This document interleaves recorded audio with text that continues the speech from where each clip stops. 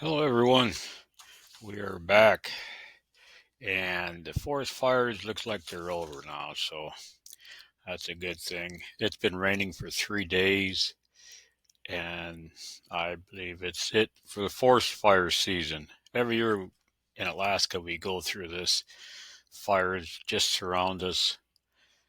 Then, thank God, it starts raining and puts them out. Otherwise, I think the whole state would burn up.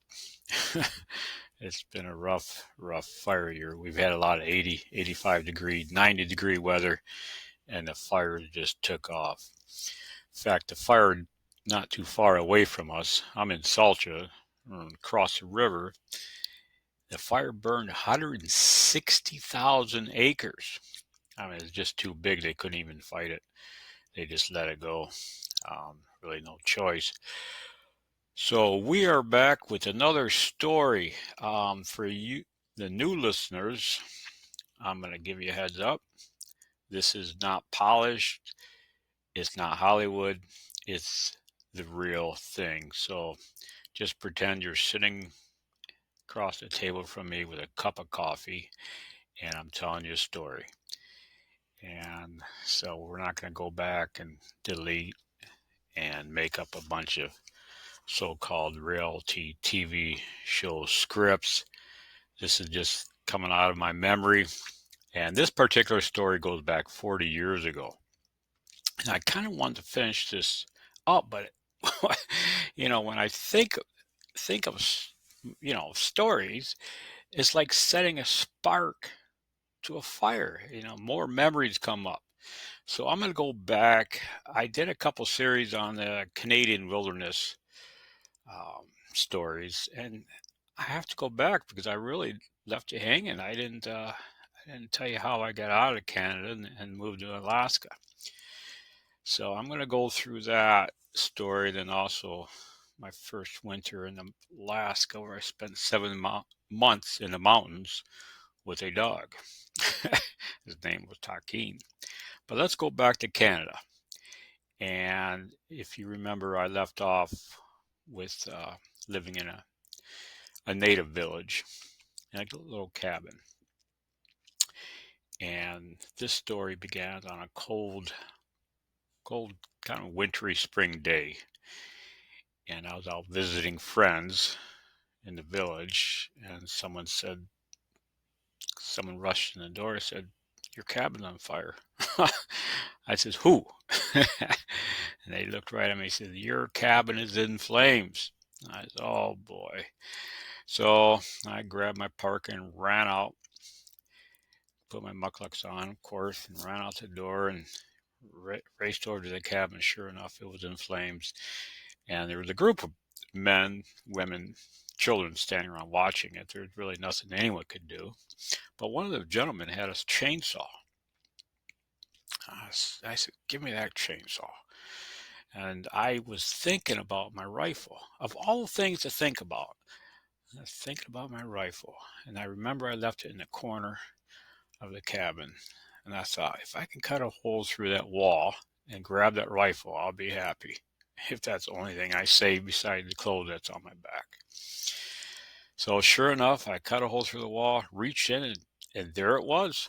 I grabbed that rifle barrel, pulled it out, and the cabin just, of course, they fed the fuel inside the fire inside the cabin with more air, and that cabin just went up in flames faster than I've ever seen anything burn. I mean, and there was nothing anyone could do. We just watched it burn. So I lost everything. I lost all. I lost all my furs I had trapped for, all my money, everything. There wasn't anything saved except myself, my rifle, and the clothes I had on. Luckily, I had a parka and warm boots, my mucklucks, and that was it. I mean, that, and talk about a devastating feeling. We all go through this. We all go through tragedies or things that we seem are hopeless. But we have to put our faith in God. And this is what I did. I said, well, This is your permitted will, Lord. Then I'll roll with it. See what happens next. And so I did. And there was really nothing else I could do. I had no money.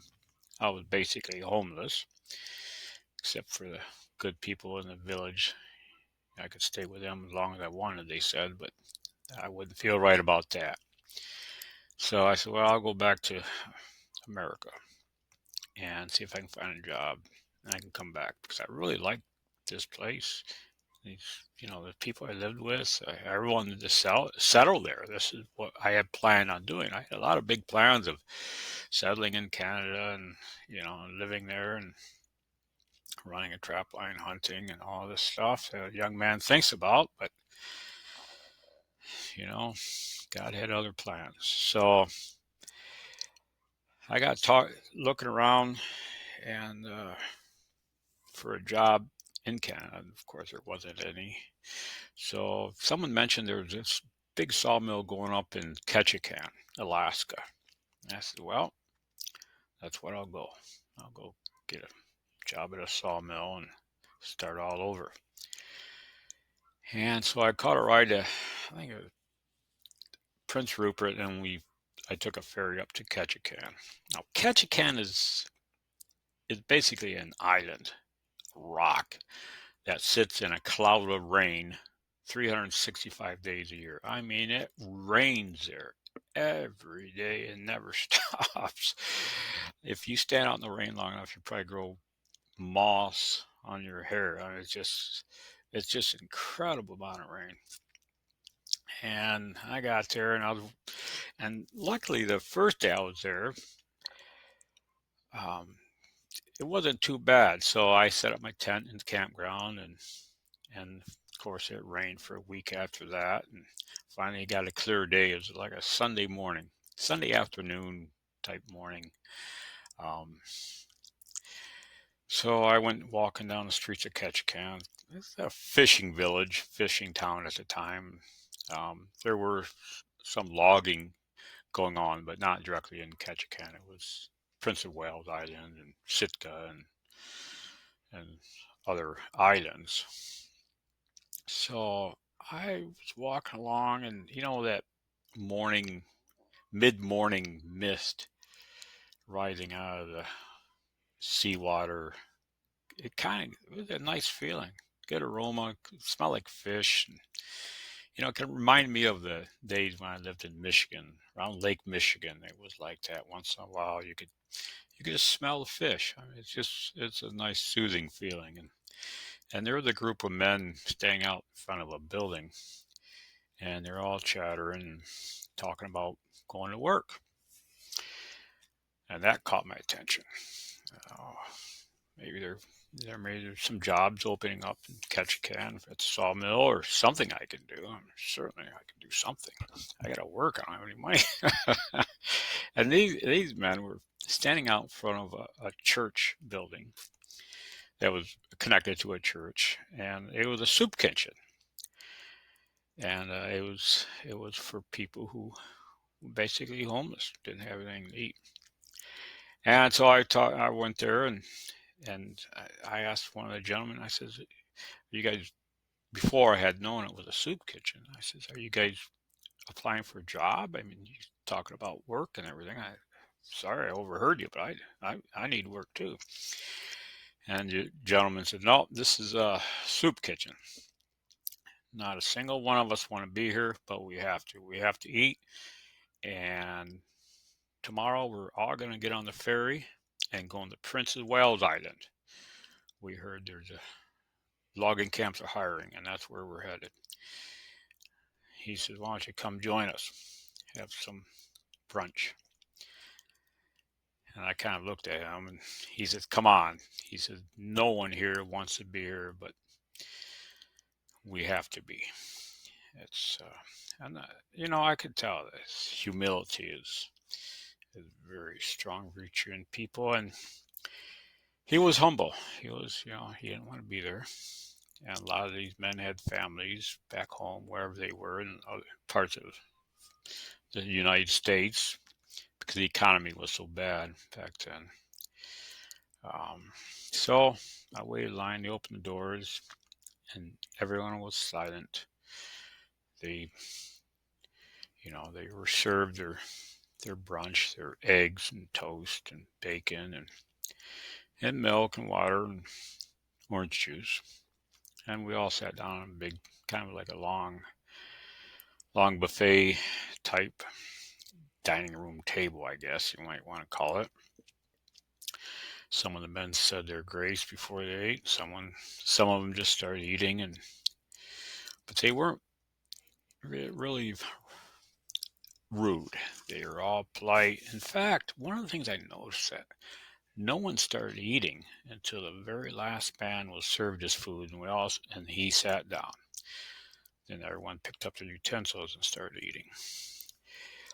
It's really interesting. You could see these men were very humbled by their predicament.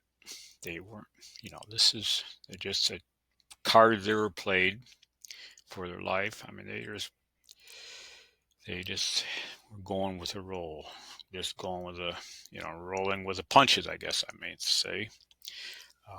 Whatever gets dished out to us, we kind of have to be happy and happy to be alive and just roll with it. And so that's what these men did, and I ate. And I thought a lot about how humble these men were, and it really was inspiring because I just lost everything. I lost everything except my life, which I have a lot to be thankful for that.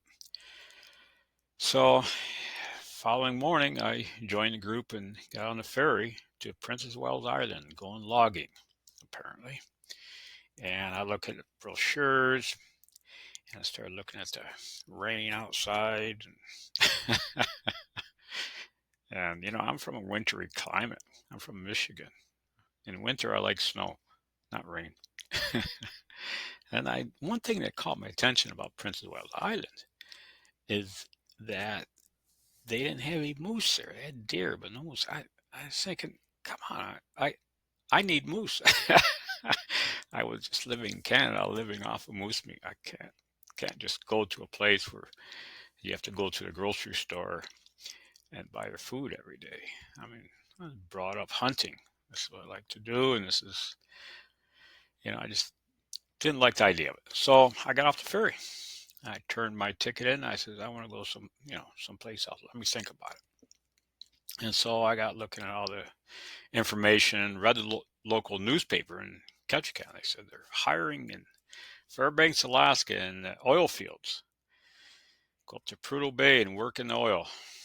I said, now that sounds more like it. It's in the Arctic. I'm headed that way. So I got a new ticket, and the ticket would take me to Haines. From there, I would somehow find a ride to Fairbanks. And so I got on the ferry and to Haines and headed that way. It was I can't remember, like a 2 or 3 day ferry ride. So I just slept on the deck with everyone else that was so-called homeless, I guess. This brings me up to something I want to talk about, the homeless population, particularly in Alaska. I mean, our homeless have it tough, and they do.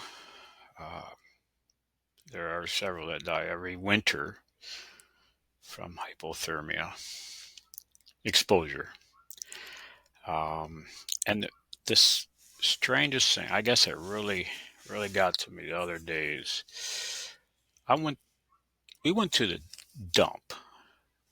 We had some trash to take. This was in Anchorage, and so we loaded up the truck with some big bulky trash items that we're going to throw away, and we're going to go to what they call a transfer station, which is basically a dump. And they had built a new one, and I didn't think, well, just bunch of dumpsters, maybe new dumpsters. Instead, we went into this gigantic facility indoors. I could not. This place was immaculate. This place was like, well, I looked it up. It cost $240 million to build a dump. Anyhow, as we were driving away, we were passing by homeless people on the streets. We put $240 million into a stinking dump while people are dying on the streets. You know, we have our priorities wrong. How many people's lives can we have saved with that $240 million? It's just unbelievable where our society has gone to. And now they have banned homeless. It's illegal to be homeless. All I can say is, these people who make these laws, they better hope to God that something doesn't happen and they end up being homeless. So I know what it's like to be homeless. It's not fun. Nonetheless, I'm going to get back to the story here. So, took the ferry ride to Haines, and there I had it all lined out.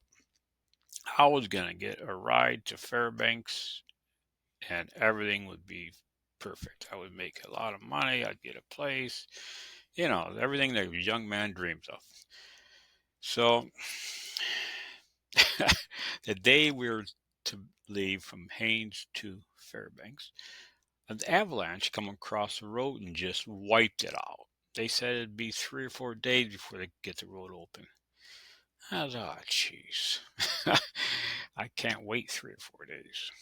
So I got a job locally, some small jobs around there, and kind of made ends meet. And I decided, well, I'm working, I might as well stay. So that is the beginning of my true adventures in Alaska. Finally, I got a job as a river raft guide, and that was great. Overnight rafting trips from the Surquette Glacier down the river to the Chilkat River. I think it was like a 3-day trips. We'd fly in what they call a cub out to the glacier and offload all our guests and our gear, and we'd do some glacier hikes. Then we'd jump in the raft and float down to Haines. That was exciting. Then I got a job as a hunting guide, and that was the same type. It was just right up my alley. I just love the outdoors and nature, and I thank God for the avalanche. And now that I look back 40 years, I thank God for my cabin burning down. We just don't know. Providence, we just have to roll with the punches. I mean, God knows what's best for us. We certainly don't. If I'm I'm left to my own means, I'd be a train wreck. Don't leave me anything at all. Everything in God's hand. I don't ever think of doing anything myself because I know what would happen. So then finally the hunting season ended. And during the hunting season, what I did, I camped along the river in tent. I put a gill net across one of the creeks there and caught salmon all summer, all fall, and dried them to store up for food for winter. That's just how I thought, This is how back in those days you think. You think about surviving. You don't think about, making money online and stuff like that, like they do nowadays, So I stored up quite a bit of salmon, and the guy I was working for, he says, you would never be able to stay here the entire winter in a doggone tent. He says, you need a cabin. He says, I have a cabin up the Ketchikan River you can use. I'll draw you a map where it's at, and you're welcome to stay up there for the winter. Boy, what a golden opportunity for me. It was music to my ears. But I had to have a companion, a dog. I've had dogs my entire life. In fact, I can remember, having dogs. Oh, I think 5, 6 years old. We've always had dogs. I always trained dogs, working dogs, hunting dogs.